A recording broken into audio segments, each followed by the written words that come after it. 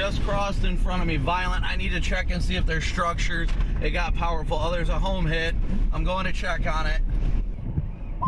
Yep, I've got visual of it right now. Wow. Nobody in!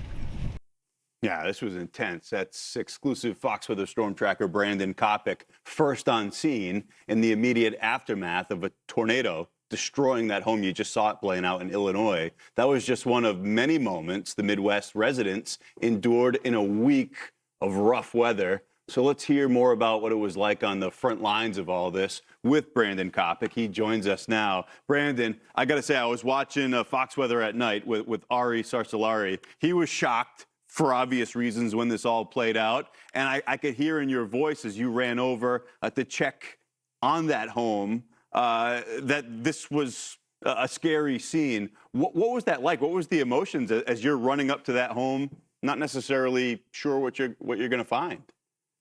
I mean, unfortunately, it's just kind of a part of what we do out here. You know, we've got to be out here and make sure that people are okay.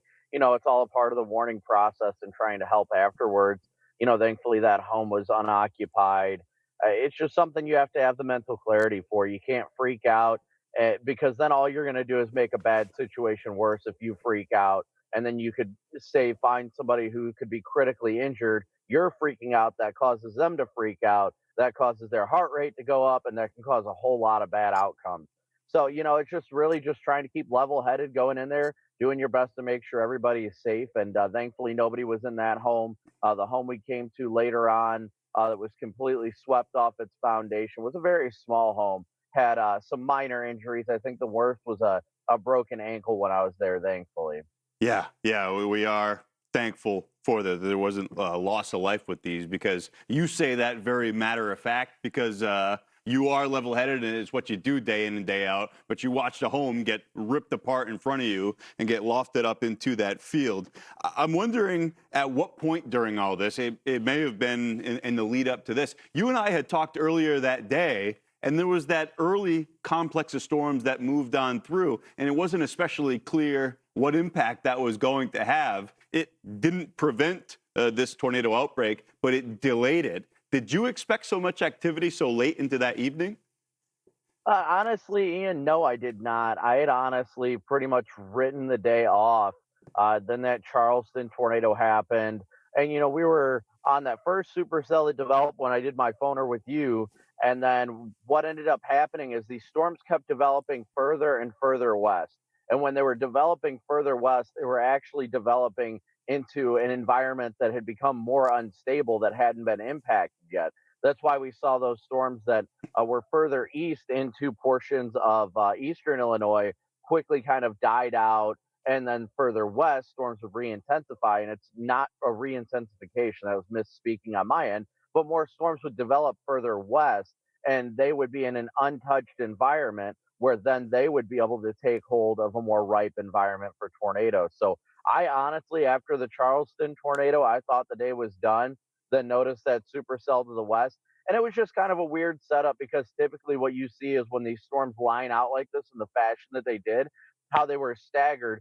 Typically your inflow to supercells was out of the southeast. And if that was the case, then literally each storm would have been choking the next one off. But we had our inflow out of the southwest. We had southwesterly surface winds. So that meant no matter where they formed, they were getting very clean and healthy inflow into them.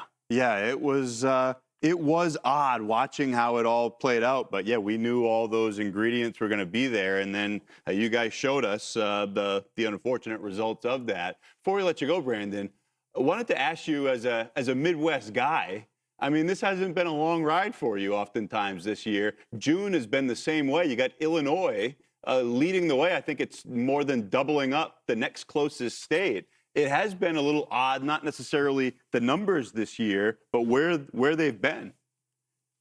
Yeah, it's been an exhausting year. I'll say that much because like this June, I was out from May 27th until I don't even remember what day, honestly. It was right around the June 12th because that was me and my wife's anniversary.